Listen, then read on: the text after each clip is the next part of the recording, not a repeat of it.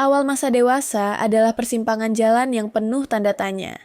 Setelah lulus kuliah atau menyelesaikan magang, banyak pemuda Indonesia merasa dihimpit pertanyaan klasik, ingin meniti karier sebagai karyawan atau merintis usaha sendiri.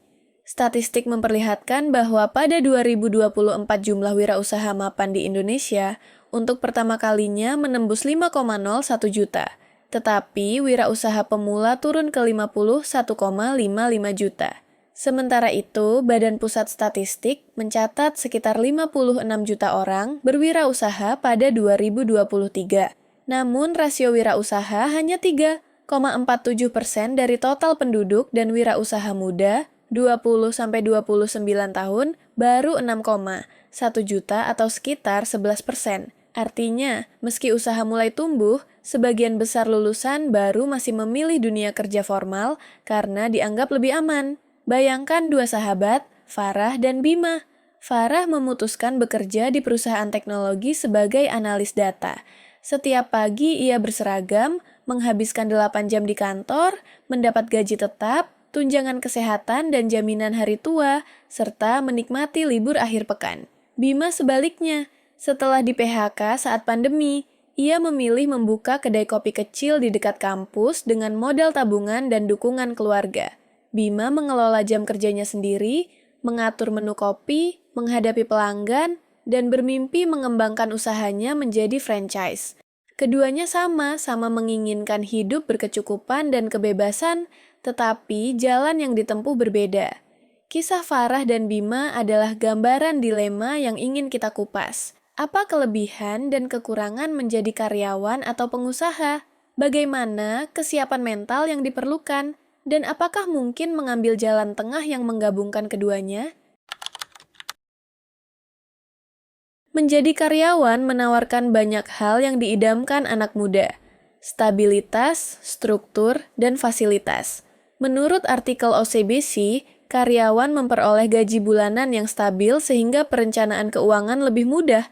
Ada kemungkinan kenaikan gaji, tunjangan kesehatan, dan jaminan ketenagakerjaan, serta kesempatan belajar bekerja dalam tim. Manulife juga menyoroti keuntungan seperti jenjang karir yang jelas, pelatihan, dan manfaat seperti asuransi dan pensiun.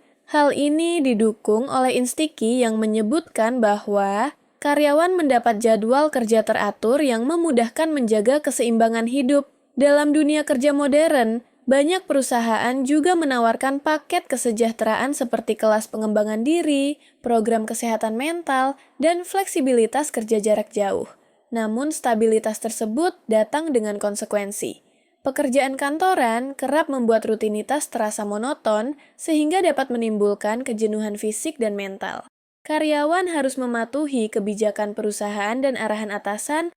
Ruang untuk kreativitas seringkali terbatas dan kenaikan gaji bergantung pada evaluasi tahunan. Instiki menambahkan bahwa karyawan harus mengikuti aturan dan keputusan pimpinan sehingga ruang kontrol diri terbatas, sementara peningkatan penghasilan cenderung lambat. Risiko lain adalah PHK mendadak atau konflik di lingkungan kerja. Manulife mengingatkan bahwa meski gaji tetap, karyawan tetap menghadapi ancaman pemberhentian, persaingan internal, dan pekerjaan yang sulit diwariskan kepada keluarga. Dalam ilustrasi Farah, kita melihat sisi positif dan negatif ini. Farah merasa tenang karena setiap tanggal 25 rekeningnya terisi. Ia dapat mengatur cicilan KPR, rutin menabung, dan memiliki asuransi kesehatan.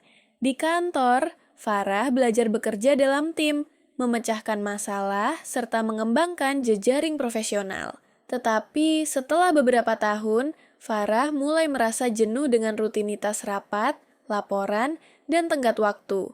Ia ingin mencoba hal baru tetapi terikat deskripsi pekerjaan. Ia juga menyadari bahwa jabatan atasannya terbatas.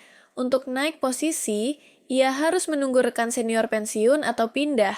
Dalam hati, Farah bertanya apakah ada jalan lain untuk berkembang tanpa kehilangan keamanan finansialnya. Beralih ke dunia usaha, kebebasan menjadi daya tarik utama. OCBC menyebutkan bahwa pengusaha bisa menentukan sendiri jam kerja, memutuskan kapan istirahat dan kapan bekerja.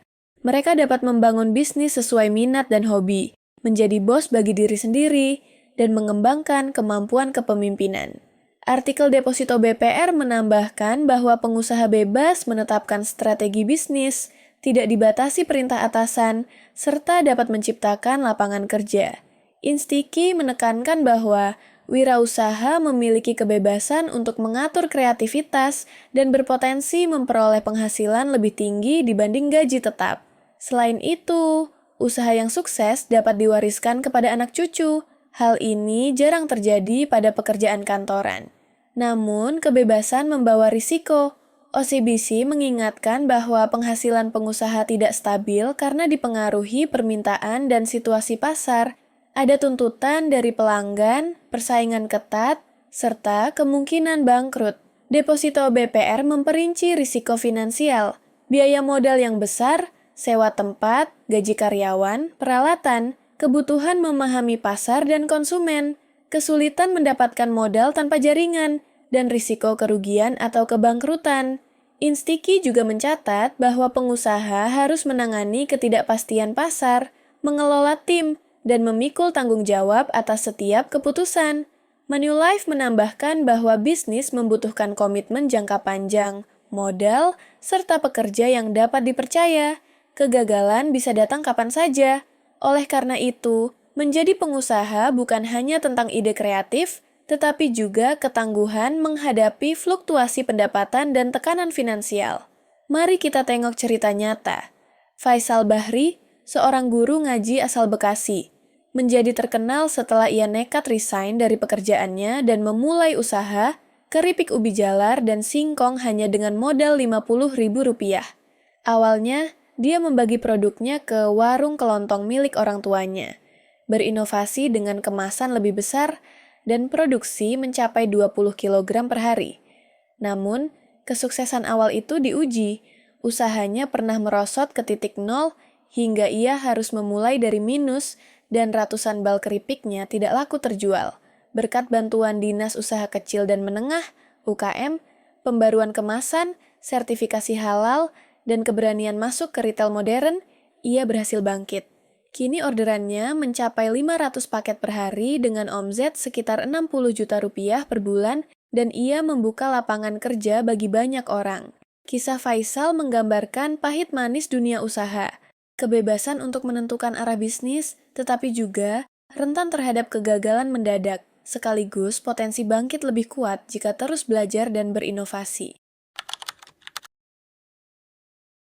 Perbedaan paling mendasar antara karyawan dan pengusaha terletak pada pola pikir. Artikel Hipnusa membagi mindset keduanya ke dalam beberapa aspek. Karyawan mengejar stabilitas pendapatan, cenderung menghindari risiko, menjual waktu untuk gaji, memiliki tanggung jawab terbatas pada deskripsi pekerjaan, dan menunggu arahan. Pengusaha mengejar pertumbuhan aset, mengelola dan mengoptimalkan risiko, memperlakukan waktu sebagai aset, bertanggung jawab atas seluruh operasi, serta berperan sebagai pencipta peluang dan solusi. The Society menyoroti aspek kemandirian versus ketergantungan. Pengusaha harus mandiri dalam mencari ide, membangun relasi, dan terus berinovasi, sementara karyawan lebih bergantung pada perusahaan dan atasan. Pengusaha juga lebih fokus mencari peluang dan berani mengambil risiko, sedangkan pegawai fokus menjaga stabilitas dan keamanan.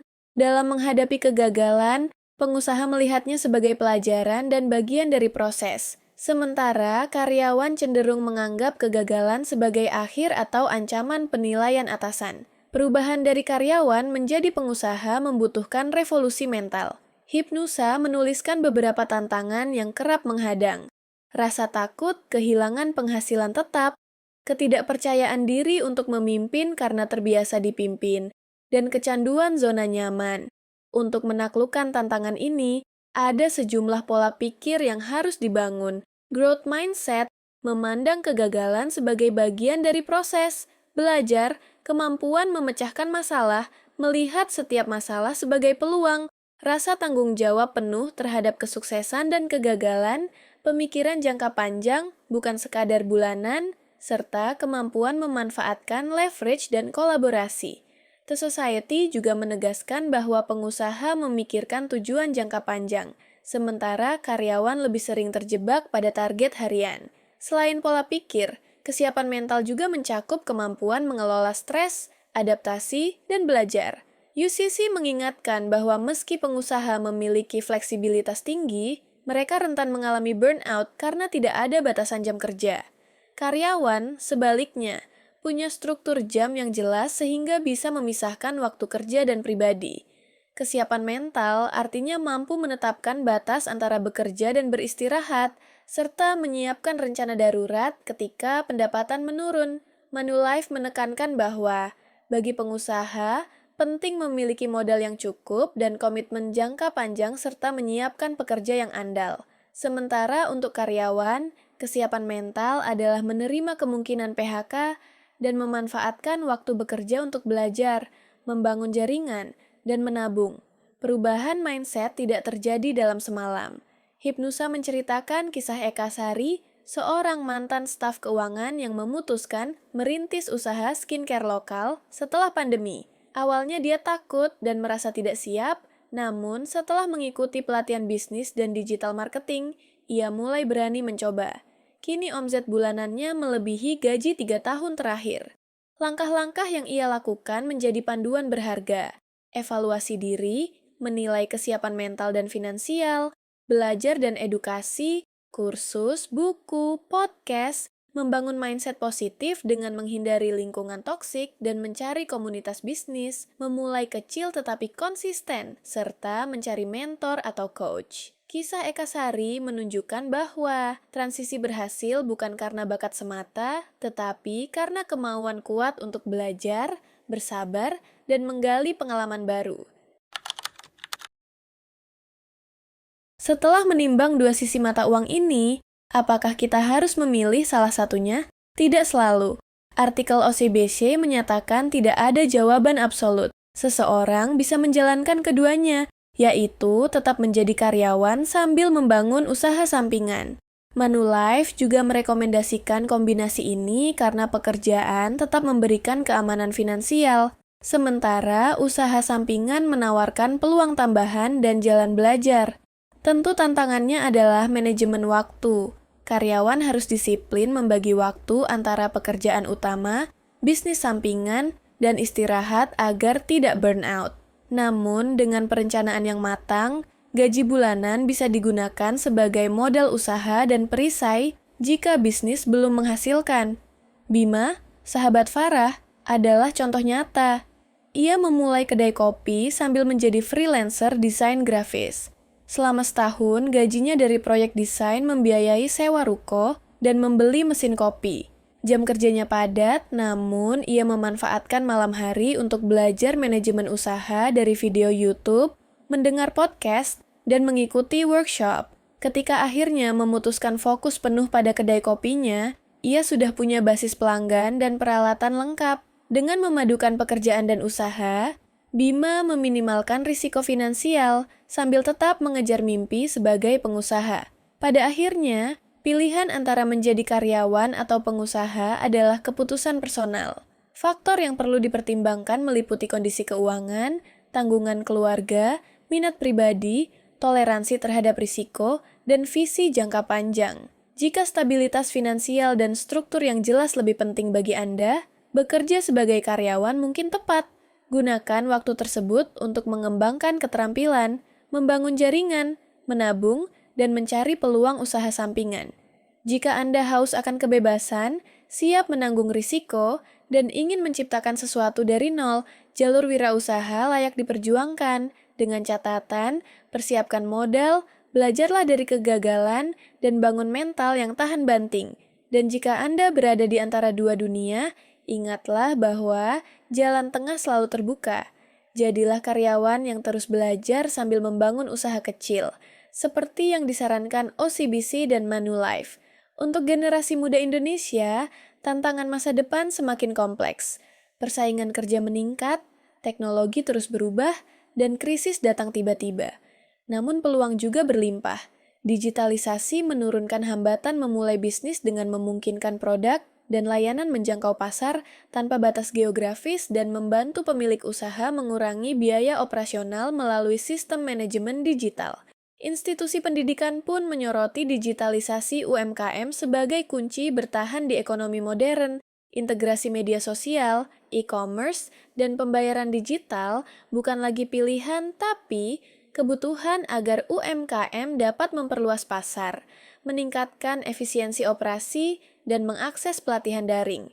Komunitas wirausaha muda tumbuh, pemerintah menggulirkan program UMKM Go Digital, dan generasi Z merupakan bonus demografi yang kreatif. Angka wirausaha mapan yang menembus 5 juta, serta rasio wirausaha yang masih 3,47% mengingatkan kita bahwa ruang pertumbuhan masih luas, sekaligus bahwa masih sedikit anak muda berani mencoba. Apapun pilihanmu, karyawan, pengusaha, atau keduanya, bekali diri dengan pengetahuan, jaringan, dan mental tahan banting.